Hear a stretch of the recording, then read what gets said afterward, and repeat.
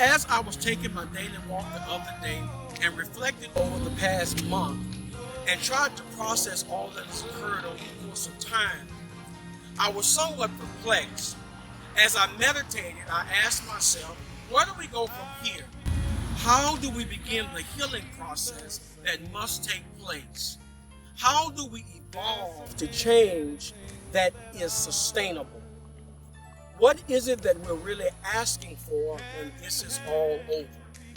As I continue to watch TV and scroll Facebook, it seems as if the more we march and protest against the injustices, the worse things seem to become. However, change is never easy or comfortable. And sometimes it seems easier to keep things as they are.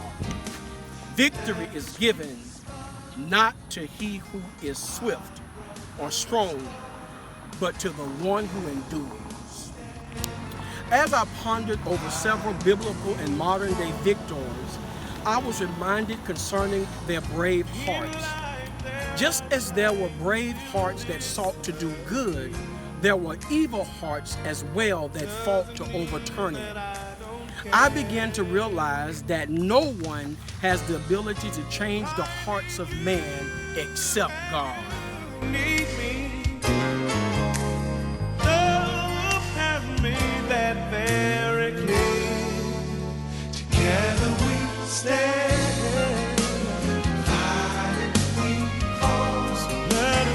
With that being said, I think it is imperative for us to understand that the war that we are engaged in is not about color alone. It is a condition of the heart. Some people have chosen to remain bitter, angry, hateful, racist, offended, cold, malicious, and ugly toward the human race. I believe it's simply because those individuals have not discovered personal inner peace. It is only when one feels low about himself or herself that he or she has to degrade another in an effort to build themselves up. In all actuality, when we don't forgive, the pain of the occurrence or event holds on to us and we literally stop living at that moment. There is literally a pause in our lives, similarly to someone knocking the air out and you're trying to catch your breath. Think about the multiple moments like that over a course of a lifespan. What happens is something occurs and offends us, such as racial rejection.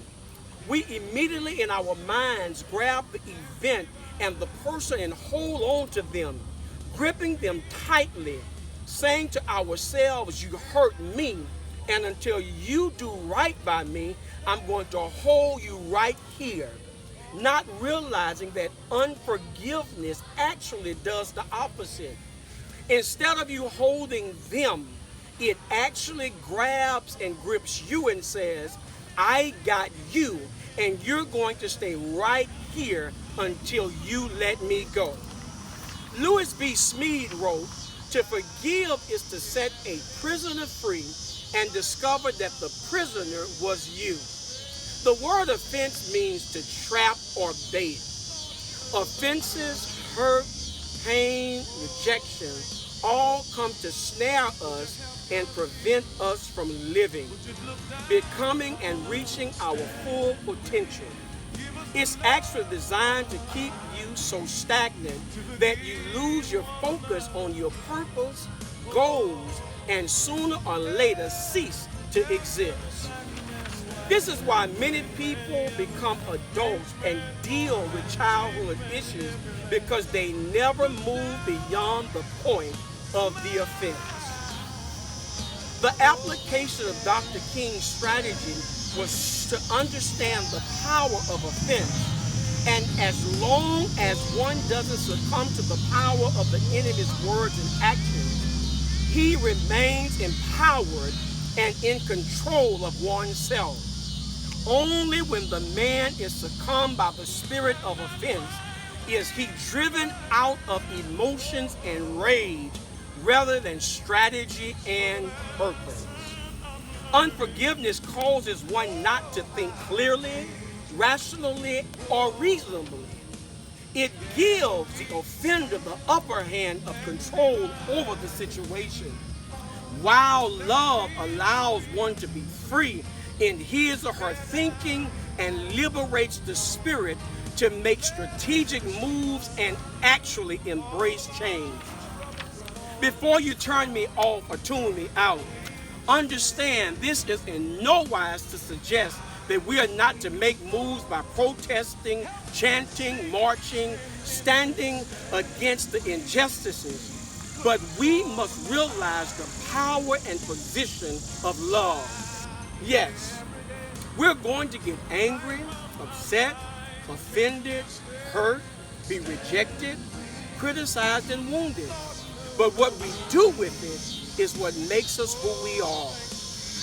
Love doesn't mean that we become a doormat, a bouncing board, timid, afraid to deal with issues or confront offenses. We have been taught to see love through the eyes of being soft, gentle, timid.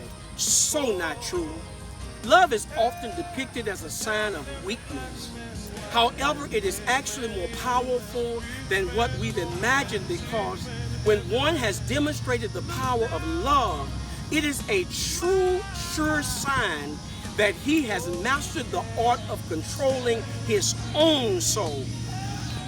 Love means when one offends or trespasses against another, he or she is made aware of it. There is an authentic conversation about the offense in the hopes of reconciliation, then forgiveness is applied. Love allows one to forgive. Reinhold Niebuhr said, "Forgiveness is the final form of love." Niebuhr suggests when the human race is able to exercise forgiveness, it is a demonstration of love in its purest form. I can only allude to the love that God has for us, that He is so willing to forgive despite the condition of our hearts, color of our skin. No matter how many times we mess up, it doesn't matter the side of track we came, His love is unconditional. Love and forgiveness are so powerful. They keep us on track and in control of our own destinies. I believe they disallow the poison of hatred and bitterness of others to enter into the womb of the mind and heart, while prevailing over the powers of the evil one. They are the secret weapons to victory.